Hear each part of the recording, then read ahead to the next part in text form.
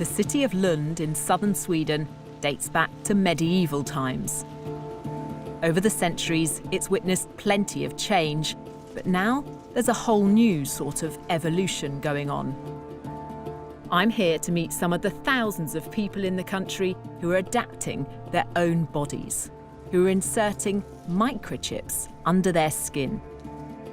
It means they may never have to carry a house key, train ticket, or bank card ever again.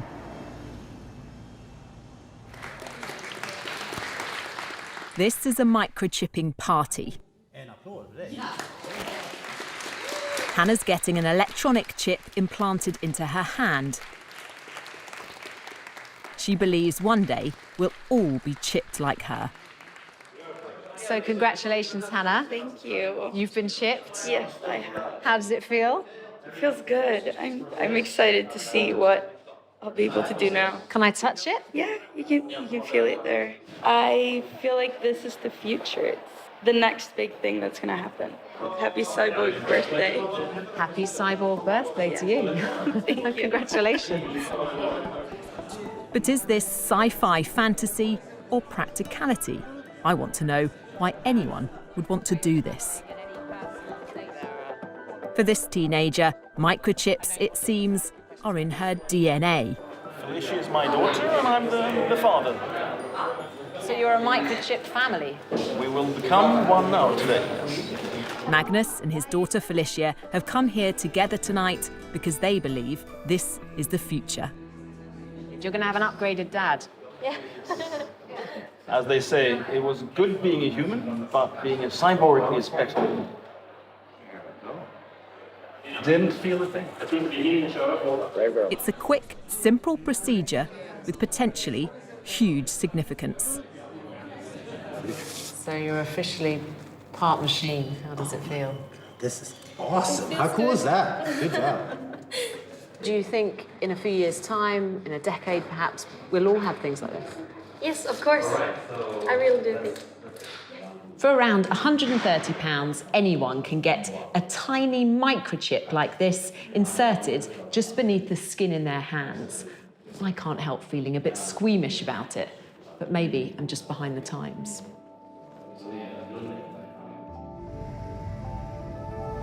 It's the morning after, and I'm about to catch up with Felicia and her dad Magnus as they get to grips with their new existence.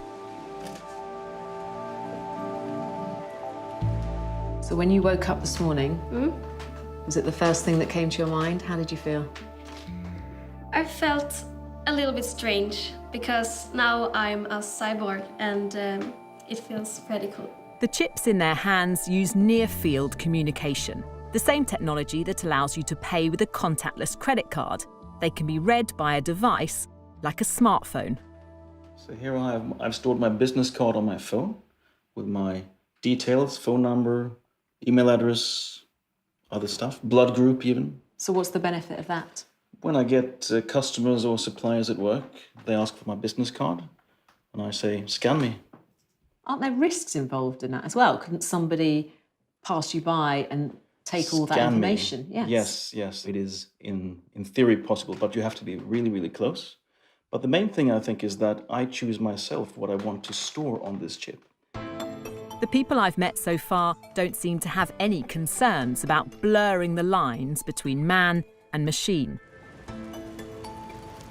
Hannes has made it his mission to convince more of us to get microchipped. He's what's known as a biohacker, someone who wants to improve their body with technology. What's wrong with just having contactless payment cards? We've all got phones, we've all got a set of keys. What's the point? The point is to reduce the hassle of exactly these things. Isn't that just the ultimate laziness? No, it's convenience. And convenience is a pretty powerful force. I mean, in the morning, every morning, when you stand there going out your front door, you check your purse or your pockets. Okay, do I have my wallet, my charger, my keys, my phone, all my stuff? What if you could reduce that by half? It would declutter your life. Hannes has helped develop several microchips. He wants us all to hack our biology. Microchipping is, he says, just the start. I want us humans to open up and improve our sensory universe, our cognitive functions, and improve all different dimensions of being human. And there is so much we can do. You want to make us bionic? Indeed. I want to merge humans with technology, and I think it will be awesome. I want to understand why it's people in Sweden who are enthusiastically embracing this idea, when many others might be sceptical. This is a nation of early adopters. Sweden's set to become the world's first cashless society, and the economy here is driven by digital innovation.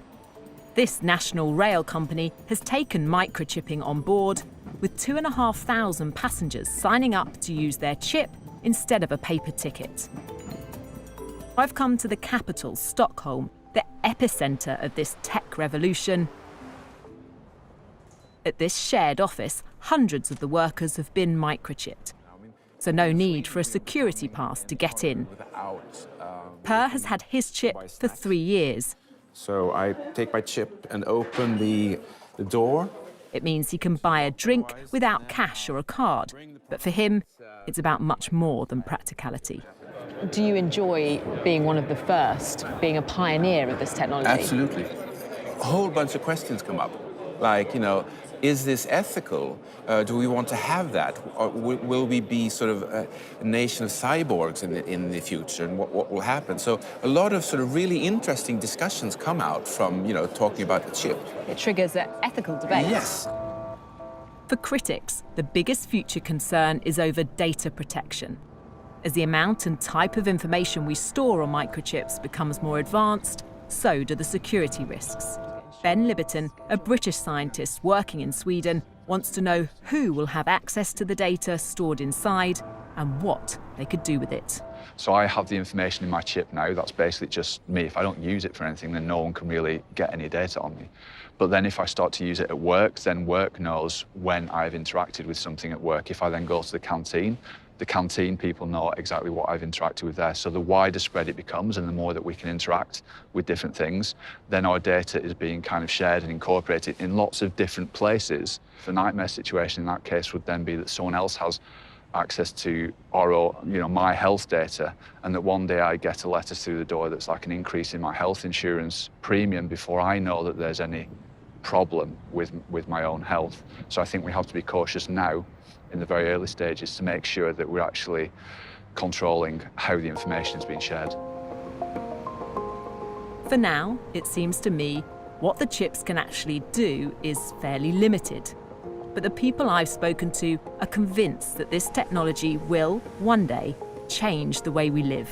That in the future, we will all be chipped. And they are leading the way.